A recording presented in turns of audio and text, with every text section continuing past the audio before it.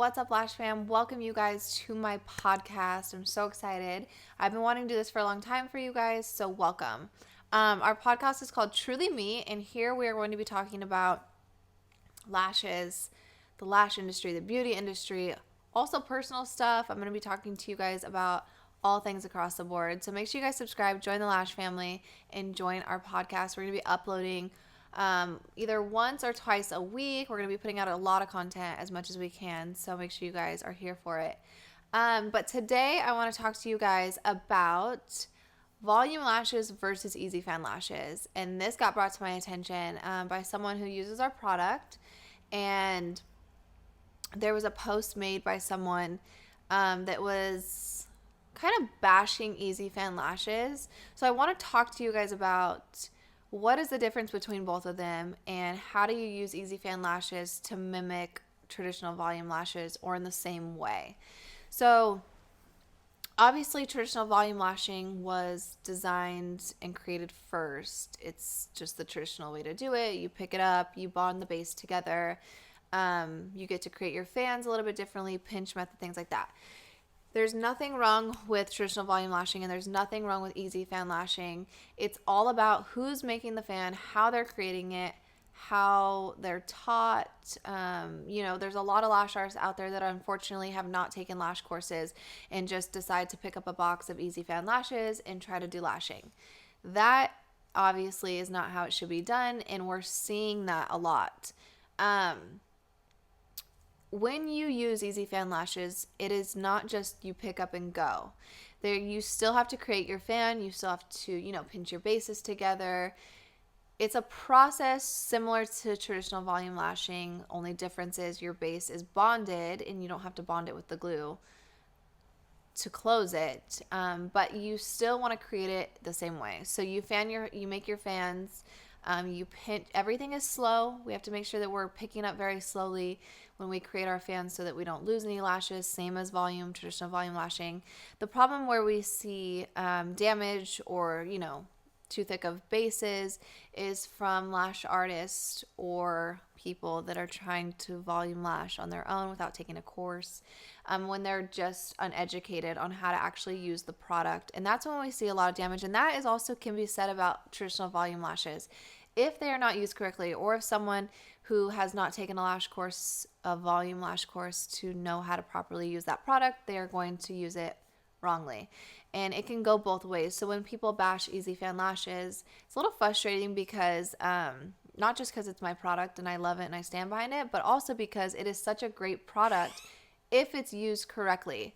So we want to make sure that before we say anything, about brands or about the actual lashing, that we understand who did the set, were they educated on how to use the product properly.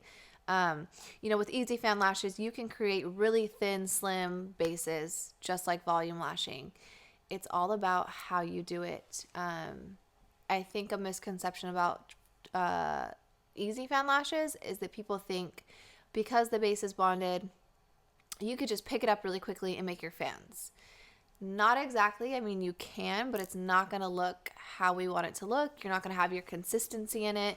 So when we train or we do our classes with easy fan lashes, it's a technique. And just like traditional volume lashes, there's specific techniques to make sure that you do it right. That your bases are really snatched. Your fans are symmetrical. It goes both ways. And it's all preference. Some people don't know how to use these fan lashes, so they would rather use the traditional volume lashes. But if you're new to the lash industry, and obviously easy fanning lashing is a lot easier to learn than traditional volume lashing, and you decide to pick up a tray of easy fan lashes, I really encourage you guys to either take a course, watch videos on how to properly do it. The best way is to obviously take a course and to learn that.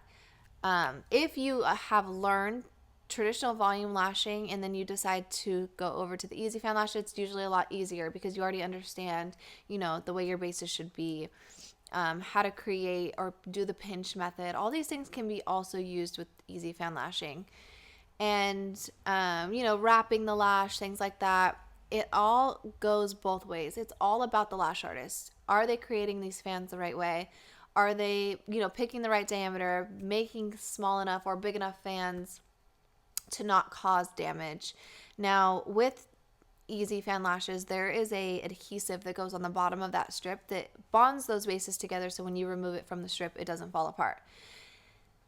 Usually, if you have a good brand of Easy Fan Lashes, that glue is very thin, so it's not adding any excess glue when you dip it into the adhesive and apply it onto the natural lash. The more adhesive that's on the strip holding those fans together is obviously going to add weight or cause it not to bond. So you want to find a brand of Easy Fan Lashes that has very, very minimal glue.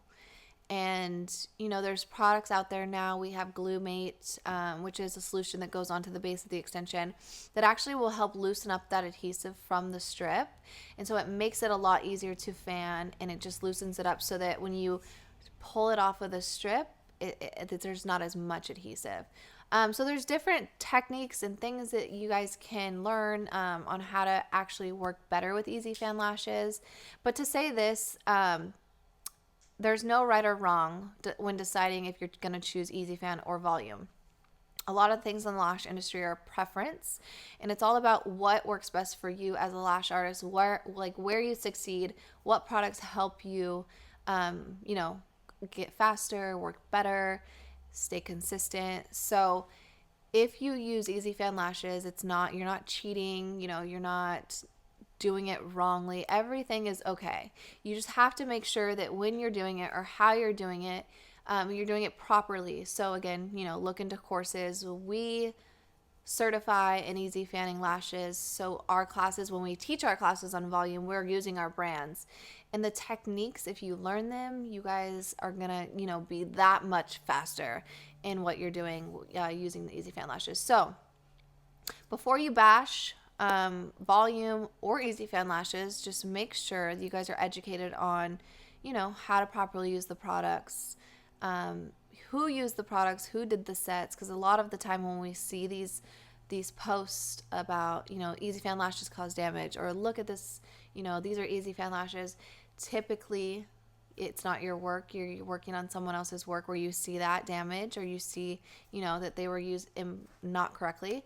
So we want to make sure that, we're not bashing the product. It's usually the person that applied the product incorrectly. So that's all I want to say with that. There's so many things in the lash industry that are preference, whether it's tweezers, adhesives, lash brands, classic lashes, volume lashes. There's no right or wrong.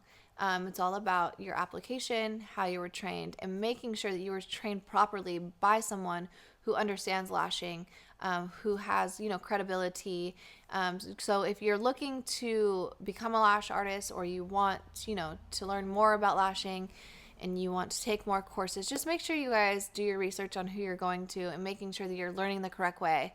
And that, you're going to someone who's done this before, who's trained people, or who has been a lash artist for a long time.